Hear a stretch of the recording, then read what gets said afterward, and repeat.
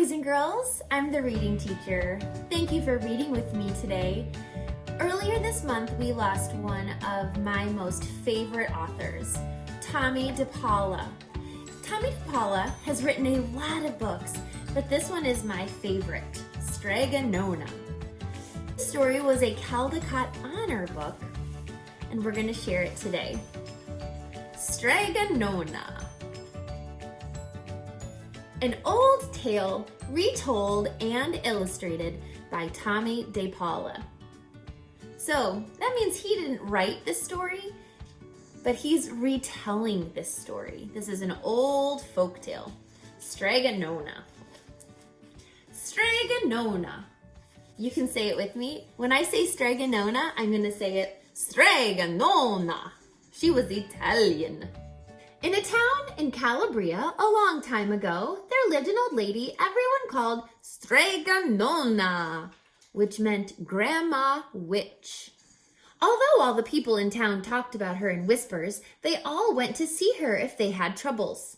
Even the priest and the sisters of the convent went, because Strega Nona did have a magic touch. She could cure a headache with oil and water and a hairpin. She made special potions for the girls who wanted husbands, and she was very good at getting rid of warts.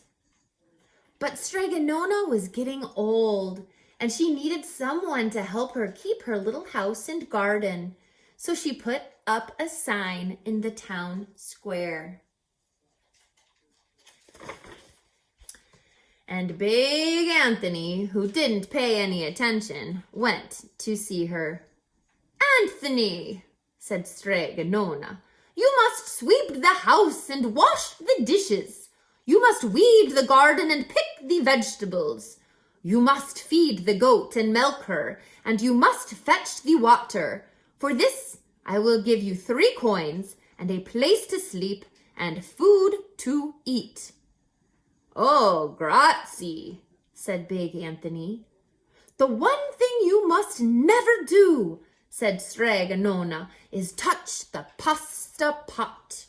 It is very valuable, and I don't let anyone touch it." "Oh, si, yes," said Big Anthony. And so the days went by. Big Anthony did his work, and Strega Nona met with the people who came to see her for headaches and husbands and warts. One evening when Big Anthony was milking the goat, he heard Strega Nona singing. Peeking in the window, he saw Strega Nona standing over the pasta pot. She sang, "Bubble, bubble, pasta pot. Boil me some pasta, nice and hot. I'm hungry and it's time to sup. Boil enough pasta to fill me up." And the pasta pot bubbled and boiled and was suddenly filled with steaming hot pasta. Then Strega Nona sang, "Enough, enough, pasta pot. I have my pasta nice and hot. So simmer down my pot of clay until I'm hungry another day." "How wonderful," said Big Anthony. "That's a magic pot for sure." And Strega Nona called Big Anthony in for supper. But too bad for Big Anthony, because he didn't see Strega Nona blow 3 kisses to the magic pasta pot. 1, 2, 3.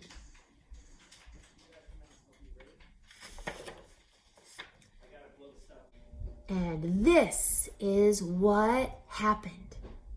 The next day, when Big Anthony went to the town square to fetch the water, he told everyone about the pasta pot. And naturally, everyone laughed at him because it sounded so silly. A pot that cooked by itself?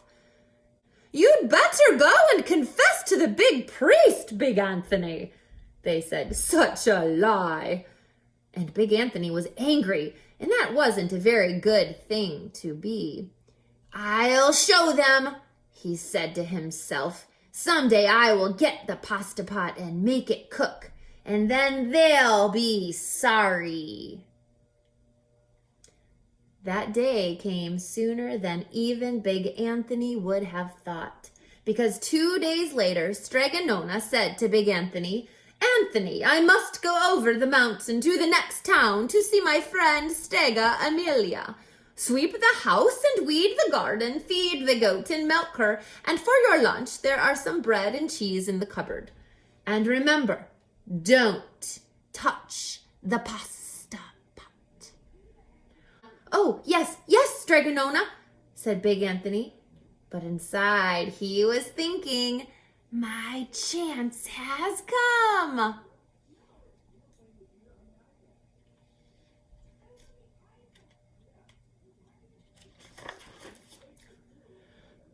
As soon as Strega Nona was out of sight, Big Anthony went inside, pulled the pasta pot off the shelf, and put it on the floor. "Now, let's see if I can remember the words," said Big Anthony. And Big Anthony began to sing, "Bubble, bubble, pasta pot, boil me some pasta, nice and hot. I'm hungry and it's time to sup, boil enough pasta to fill me up." And sure enough, the pot bubbled and boiled and began to fill up with pasta. "Aha!" said Big Anthony, and he ran to the town square, jumped on the fountain and shouted, "Everyone, get forks and plates and platters and bowls, pasta for all at Strega Nona's house." Big Anthony has made the magic pasta pot work. Of course, everyone laughed, but ran home to get forks and plates and platters and bowls, and sure enough, when they got to Strega Nona's, the pasta pot was so full it was beginning to overflow. Big Anthony was a hero. He scooped out pasta and filled the plates and platters and bowls. There was more than enough for the townspeople, including the priest and the sisters from the convent. And some people came back for 2 and 3 helpings, but the pot was never empty. Do you think that would be a good place to stop? Do you think Tommie de Paola stops his story there?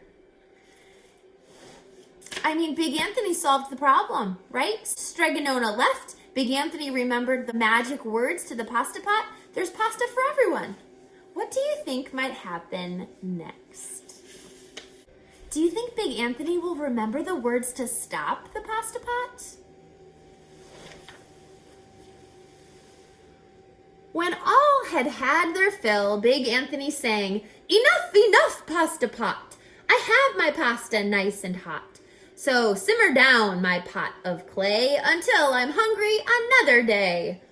But alas, he did not blow the 3 kisses. He went outside, and to the applause of the big crowd, Big Anthony took a bow. He was so busy listening to compliments from everyone that he didn't notice the pasta pot was still bubbling and boiling until a sister from the convent said, "Oh, Big Anthony, look!" And pasta was pouring out of the pot all over the floor of Strega Nona's house and was coming out the door. Big Anthony rushed in and shouted the magic words again, but the pot kept bubbling. He took the pot off the floor, but pasta kept on pouring from it. Big Anthony grabbed a cover and put it on the pot and sat on it. But the pasta raised over the cover and Big Anthony as well and spilled on the floor of Strega Nona's house. Oh no. Oh no. Do you have a prediction? What you think might happen next? "Stop!" yelled Big Anthony, but the pasta did not stop. And if someone hadn't grabbed poor Big Anthony, the pasta would have covered him up. The pasta had all but filled the little house. Out of the windows and through the doors came the pasta, and the pot kept right on bubbling. The townspeople began to worry.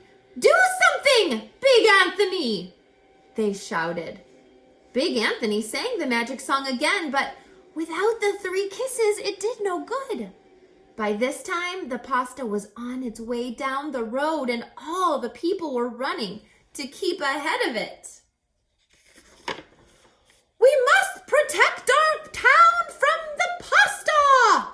shouted the mayor. "Get mattresses, tables, doors, anything to make a barricade." But even that didn't work. The pot kept bubbling and the pasta kept coming. Look, there's their barricade. To make a barricade is to make kind of like a wall that can protect their town, but it's not working. "We are lost," said the people, and the priest and the sisters of the convent began praying. "The pasta will cover our town," they cried. And it certainly would have, had Strega Nona not come down the road home from her visit. She didn't have to look twice to know what happened. She sang the magic song and blew the 3 kisses, and with a sputter, the pot stopped boiling and the pasta came to a halt. "Oh, grazie, thank you, Strega Nona," the people cried. But then they turned on poor Big Anthony. "String him up," the men of the town shouted.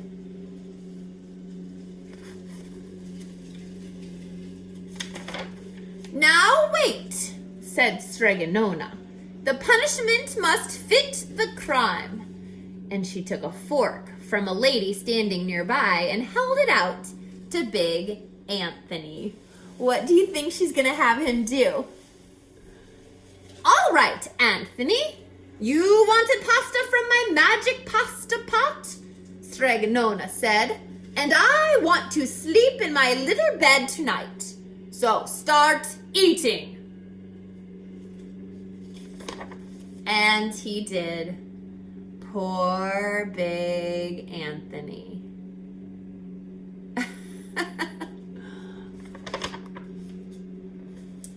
And there is Strega Nona inside her bed. So it all worked out. She got to sleep in her bed. Isn't that a great story? I love Tommie DePaola's pictures for this story. The world of children's books will really miss Tommie DePaola. Okay, did you learn a lesson from this story? Did you learn a lesson from Strega Nona? I think this is a really good lesson in obedience, isn't it? Especially when an adult you trust tells you not to do something. Maybe you should listen.